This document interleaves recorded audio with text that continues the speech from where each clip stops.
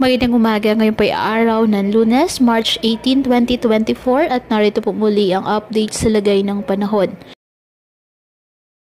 Ayon po sa Pag-asa, easterlies o mainit na hangin na nagmumula sa dagat Pasipiko ang nakakaapekto ngayon sa ating bansa.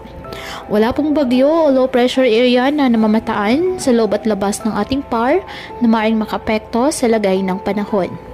Wala rin pong gale warning na nakataas anumang baybayin ng ating karagatan, kung kaya malaya pa rin pong makapamalaot ang ating mga kababayang mangingisda at may maliliit na sasakyang pandagat. Ngayong araw, asahan pa rin ang maulap na halangitan na may kalat-kalat na pag-ulan at thunderstorm sa Aurora na dulot po ng easterlies. Posible po ang mga pagbaha or landslide, lalo na kapag may moderate to at times heavy rains. Habang sa nalalabing bahagi ng ating bansa, kasama na po ang Metro Manila, generally, maliwalas ang panahon, mainit at malinsangan maliban na lamang po sa chance ng mga localized thunderstorms. Kaya patuloy pa rin po natin na pinag-iingat ang ating mga kababayan sa banta pa rin po ng mga pagbaha o pag-uho ng lupa, lalo na kapag may malalakas na mga pag-ulan na pwedeng dulot ng mga thunderstorms.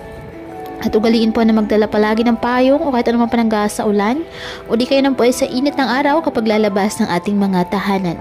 At yan po muna ang update sa lagay ng panahon ngayong araw.